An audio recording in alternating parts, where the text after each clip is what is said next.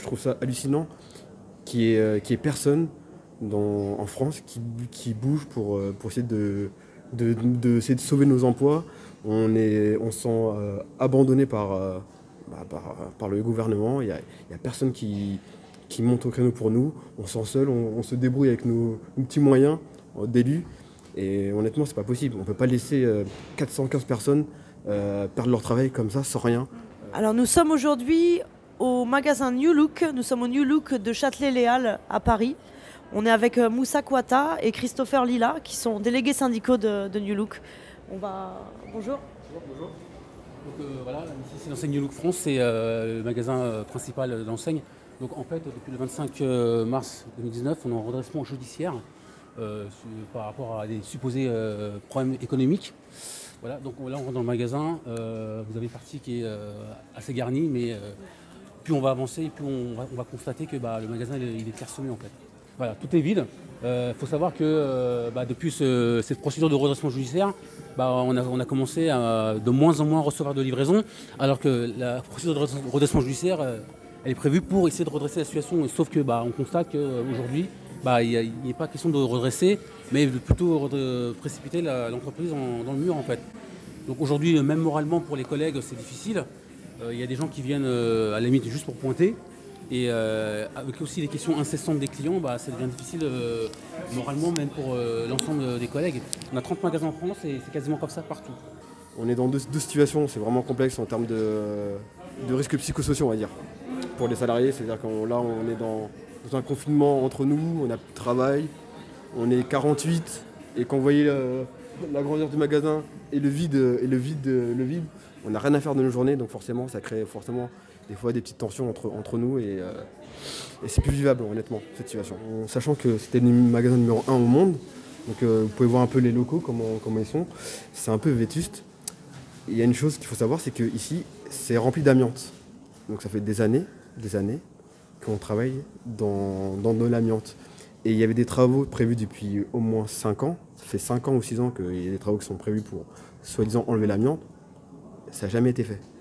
Donc non seulement on rapportait de l'argent à l'Angleterre, mais on travaillait dans des conditions pas normales en fait. Ce qui est important pour nous, c'est que le groupe, c'est-à-dire le groupe New Look, le big boss là-haut, assume ses responsabilités. Parce qu'aujourd'hui, ce qu'il faut savoir, c'est qu'aujourd'hui, c'est l'État français qui va devoir assumer les errements d'un groupe étranger.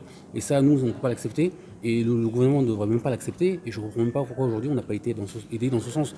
Qu'aujourd'hui, ils veulent faire un plan social. Ça peut s'expliquer, ça peut s'entendre, mais aujourd'hui, il faut qu'ils assument leurs responsabilités en termes d'accompagnement, parce qu'aujourd'hui, l'accompagnement, c'est zéro.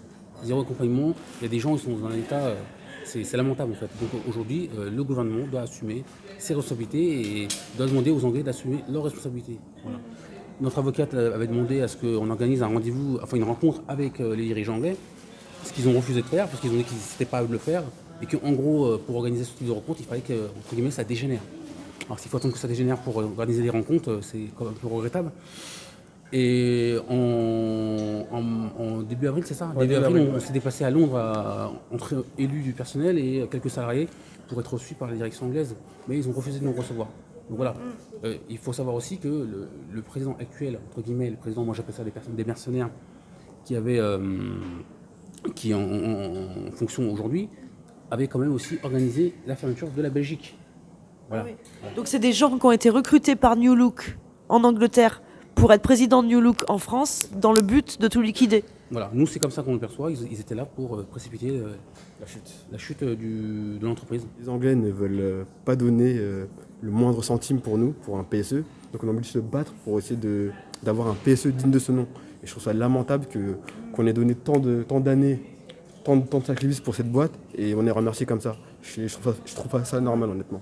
Pendant des années, donc New Look a pu vendre des vêtements en France, énormément de vêtements puisqu'on est dans le magasin qui pendant un certain temps était le plus gros chiffre d'affaires de New Look dans le monde. Grâce aux clients français, ils ont vendu leurs vêtements, ils ont fait leur chiffre d'affaires, grâce aux salariés français. Et puis par ailleurs, New Look a touché du CICE. C'est ça. Oui. Donc ils ont touché 1 million de CICE. Voilà, ça faut le savoir.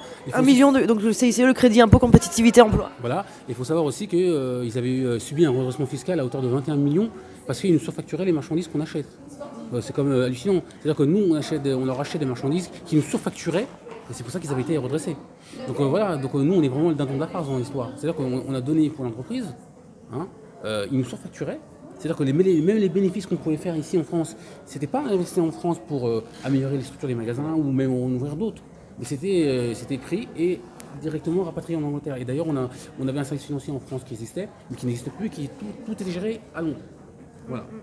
Donc là, on est dans le cas typique d'une entreprise, New Look, une entreprise qui agit en toute impunité, qui passe par-dessus les lois des pays, qui passe par-dessus les droits sociaux, qui s'assoit dessus sur les salariés, qui s'assoit comme ça sur les citoyens également, puisque tu nous parlais d'évasion fiscale. C'est silence radio. La moindre des choses, c'est que le siège social de New Look prenne ses responsabilités, s'il nous entend. Et c'est pas à l'État français de payer pour tout ça. Et on demande également, enfin vous demandez également, si j'ai bien compris, à ce que Bercy, au niveau du gouvernement, prenne ses responsabilités également et réponde. Toutes les bonnes âmes charitables seront bien bienvenues. Hein. Nous, on a besoin de monde. Hein. Plus on aura de monde, et mieux ce sera. Parce qu'aujourd'hui, nous, au niveau des élus, c'est difficile. Hein. Nous, en plus d'essayer de renseigner nos collègues, on a aussi canalisé les nerfs des gens, parce que c'est pas évident. Selon les situations, c'est extrêmement compliqué, sachant que notre direction, entre guillemets, de transition, nous donne peu d'infos. Donc c'est-à-dire que nous, quand nos collègues nous questionnent, ils ne sont pas en mesure de leur répondre de la meilleure des manières. Voilà, donc moi j'aurais tendance à dire aujourd'hui, en termes de mobilisation, toutes les options sont sur la table. Bravo à vous pour la mobilisation, et puis ne lâchez rien. Et donc vous avez entendu cet appel à la mobilisation, à venir soutenir les salariés de New Look, ici à Paris, mais partout en France, dans les 30 magasins. Vous nous contacter via Sud Commerce Service, et où vous venez en magasin et demander Christopher par exemple, et il n'y a pas de problème, hein, on sera content de les recevoir. Merci. Merci.